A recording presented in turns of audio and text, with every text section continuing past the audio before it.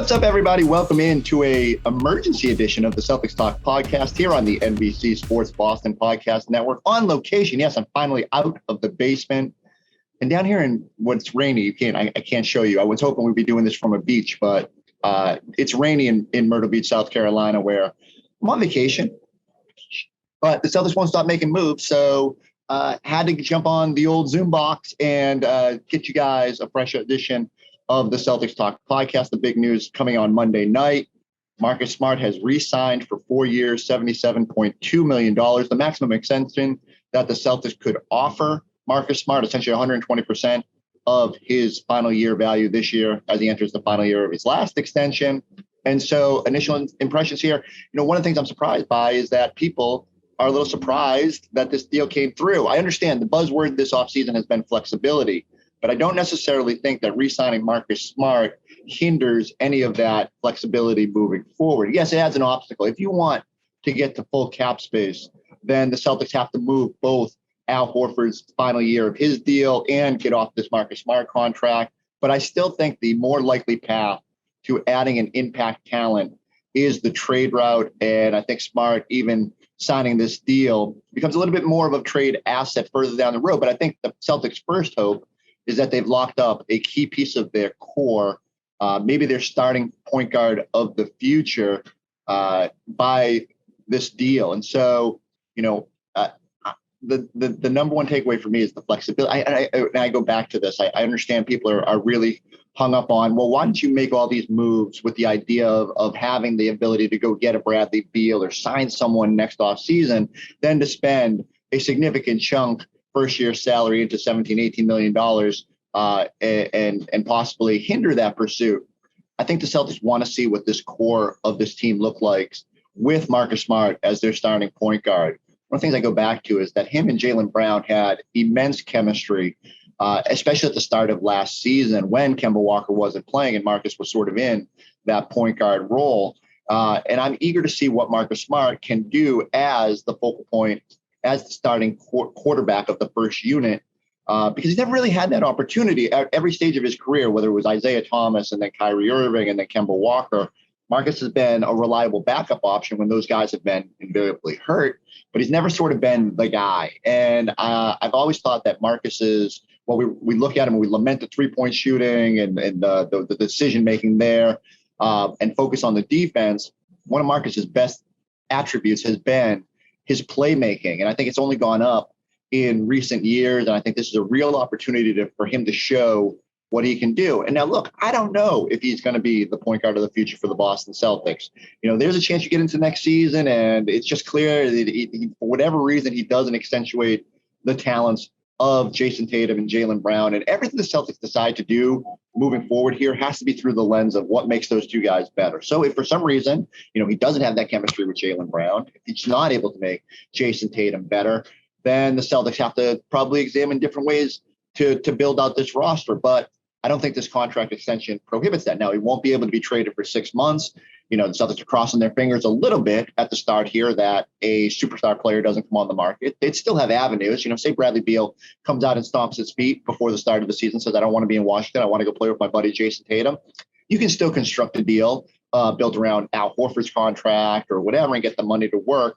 But further out, there will be avenues where, okay, now instead of having to get to a $30 million in salary to send out, and, we kept every time that seemed to come up, it was like, well, the Celtics carried Jaylen Brown. Now you can get Marcus Smart's contract. Maybe moving forward, and we'll talk about this later, they extend Robert Williams. You now have some what I call mid-tier salaries, $15 to $20 million. That gives you a little bit more flexibility in how you build this thing out and construct trades. So I'm eager to see how this all looks getting to next year. I mean, a more normal season.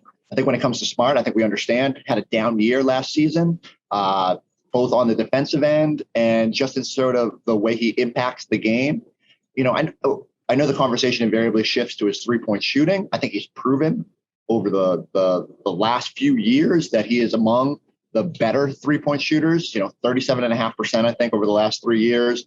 That's perfectly fine.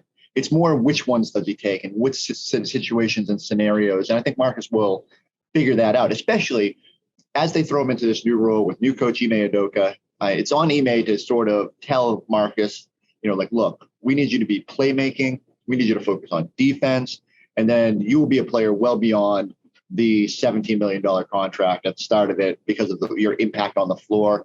And yes, everything is Jason and Jalen are the pillars, but Marcus Smart can be sort of the conscience of this team, can be the quarterback of this team, and still make sure everything runs smoothly. Marcus obviously had the injury last year, the calf injury in that Lakers game. Didn't play defense to the level. Admitted after the season that he had a lot going on, lost a bunch of friends back home, and just went through a lot. So I just want to see what happens now in a more normal season. Can Marcus Smart thrive and get the most out of this core? And again, I think it's a low-risk maneuver because the Celtics will have the opportunity, if necessary, to audible down the road. Okay, so let's just break it down.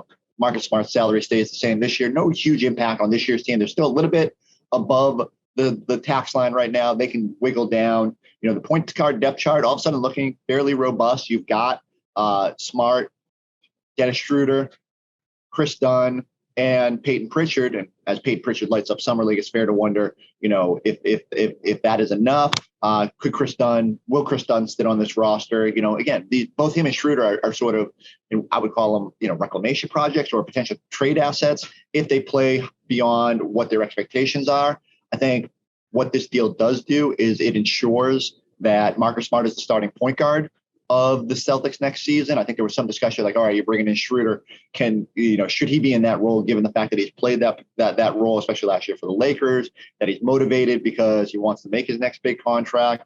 I think you don't pay Marcus Smart this amount of money and not make him the guy, the quarterback of your team. And I think Schroeder he's played that 6-man role in Oklahoma City. If he buys in, especially at the price point they got him at, all of a sudden the Celtics depth chart a lot more robust than I had imagined. We heard on draft night, I remember we were sitting there talking about the future of that spot, and Scal was convinced that Marcus Smart and Peyton Pritchard were enough. I thought they needed at least one more guy. Now they've got 2 with NBA experience and 2 that could have a high ceiling depending on how they play. So I just go back to it. I'm intrigued to see what this team looks like with Smart in that starting guard role, with Schroeder coming off the bench, with the ability to play, got multiple ball handlers and guys who can play off the ball and hit shots.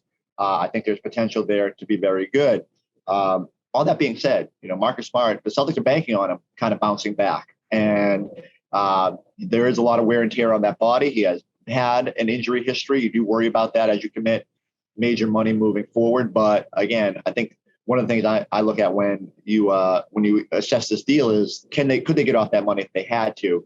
And I just think when Lonzo Ball is getting $20 million a year, there are going to be teams out there, especially teams in the playoff hunt, that could use a Marcus Smart type. I thought last year before the Atlanta Hawks caught fire and got to the Eastern Conference Finals, that there was a chance they could use someone like a Marcus Smart, a veteran guy to nurture that young core.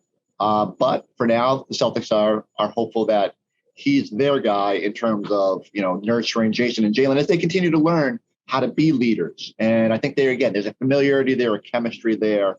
I just see this as a very low risk move with a high reward potential that doesn't hinder that flexibility. The number one question that I'm probably going to be asked after all this is, all right, what does this mean for the pursuit of Bradley Beal? And so again, the whole trade restriction can't be traded. Marcus Smart can't be traded for 6 months. Does throw a little bit of a wrench into potentially moves this year. But I do think the Celtics want to use the early part of the season to assess where they're at anyway, and determine whether these are key pieces of their core before they decide how to build this thing out. And so they'll have some time to sort of figure that out. And then you get to January, February, and you assess your team at that point. And then again in the summer, especially the Celtics cap situation for next year, if they're able to move off Horford's final year, partially guaranteed. It might cost you a first-round pick, but it would position the Celtics to have upwards of $20 million while still going into next offseason with Smart, Brown, Tatum, Robert Williams. We'll get to that extension as well. Peyton Pritchard, Aaron Nesmith, maybe the first-round pick for next year if you don't use that to get off Horford's money. And then, so that's still a pretty robust top 6, 7. You could add a $20 million player. We saw a guy like Lonzo Ball. Is there a young player that complements this core, maybe a 4-man that you feel fits nicely next to Smart, Williams, Jason, and Jalen? There's a real chance there for the Celtics to build this thing out using cap space without necessarily making the big splurge. But if they do want to make that big splash, again, it's going to be some pain points. So they're about, I think it's $98 million committed for next season without factoring Horford. To get down to the 30 million-ish range to pursue a max player, you are going to get out to trade Smart. And so, again, there's flexibility built in there where if they just decide, like, there's a point guard that's going to be on the market next year, they really want to go after, it's going to cost $30 million. Bradley Beal or otherwise, you can do that. And, it's not overly encumbered by this Smart signing. But I go back to it. I think the Celtics want to see how it looks first. Figure out, and it's not like they don't have a great sense of what Marcus Smart is and how we can play and how we can accentuate those other pillars. But I do think that, you want to see it in action. He's the guy now. Can he step up and bounce back from last year, or reward their faith in him by playing at the level that we've come to expect from Marcus Smart, especially on the defensive end, as Ime Udoka tries to install that new tone and get back to a defensive-minded team and one that shares the ball and all that. Remember, Marcus's playmaking is criminally underrated because he's just gotten so much better as a passer and his ability to be crafty in the pick and roll. Can't wait to see what that looks like when he's playing with the star talent that will be out there with that first unit. All right, Robert Williams, you guys know. I've been screaming this for months now. I thought there was a good chance that they would extend both Smart and Rob because I didn't think it hindered your flexibility moving forward. Rob Williams has I believe it's an $10.9 million cap hold next season as a restricted free agent. What that means is the Celtics can't even use the space that if they don't extend him to necessarily go get somebody, he's still going to count towards a large number. So if you can go to Rob this offseason and say, can you get him at 12, 13, $14 million, pick the number that is comfortable for the team and for the player.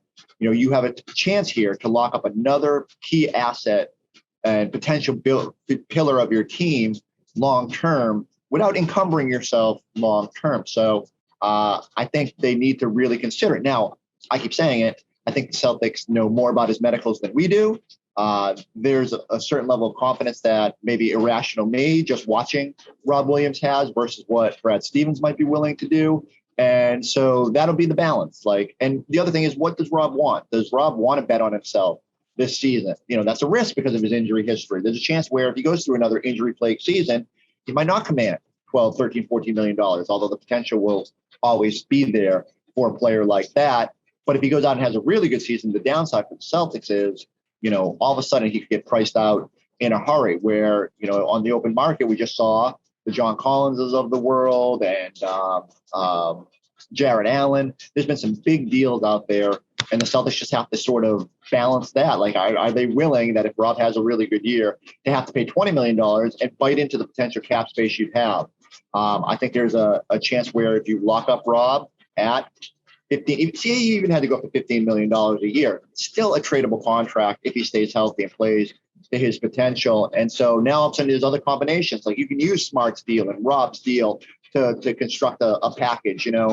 A team that's giving up a veteran star, we love to say okay, you could start a package with Al Horford, but there's still a good amount of guaranteed salary next year. I don't know if the team necessarily wants that as the building blocks for a trade. So could the Celtics, dangle Rob Williams and Aaron Nesmith and younger pieces as the sort of the foundational pieces of a deal, the Al Jefferson piece in a Kevin Garnett trade. And so that's what this team has to figure out. But the more assets you have, the easier the roster construction becomes. And that's why they need Aaron Nesmith to develop, Romeo Langford to develop, and they need Rob Williams to stay healthy and take his game to another level.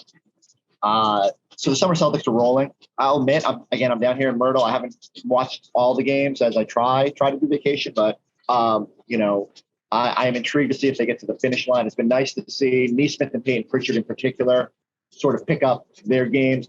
If you hear some noise in the background, it's now pouring rain in Myrtle Beach. So we're just going to have to roll with this. But, it has been sunny. Otherwise, my vacation has been great. You can probably see I'm a little tan, maybe a little burnt from the day at the beach yesterday. But so Pritchard, and I know the big story is 92 points at the Pro-Am, whatever. But him and Nesmith showing at various times during Summer League that they can be dominant forces is a really encouraging sign for the Boston Celtics. They need them to be good because the roster is thin on long-term guys. And so can they be impactful players? Can Aaron Nesmith make a case to be a starter this year? And people kind of balk at that idea, like, whoa, you barely get off the bench last year and had to fight for his role. How is he ready to be a starter? I think you need shooting around Jalen and Jason. You need size and length. So I could see some lineups where he's the third wing. Marcus, Jalen, Jason, Nesmith, Rob. All of a sudden, you're super long, you're super athletic, you're super high motor. I think that's a really intriguing lineup to me, even if he's just an early sub. In the absence of signing a four-man in that spot this summer. So something for Brad Stevens and Ine Udoka to ponder. But let's see if the summer Celtics, who are just absolute juggernauts, can will themselves to a summer league title, because they're far more entertaining to watch than the 2021 Celtics were this past season. All right, I just had to turn the camera around, show you guys how much it's pouring here in Myrtle Beach. I'm going to go get my beach towel, maybe jump in the pool while it's pouring out here. All my family are laughing at me inside where it's nice and dry, wondering why I'm out here. If you're watching on the video version, you can see this. If you can, on the audio version, you can probably hear it pouring down behind me. What a vacation. Everybody go like, subscribe to the Celtics Talk Podcast. Check us out on YouTube. We'll catch you next time. Whenever there's an emergency, if the Celtics want to ruin my vacation again and make a big splash trade, I'll be ready to hop in the rain and come talk to you guys. We'll catch you next time on the Celtics Talk Podcast.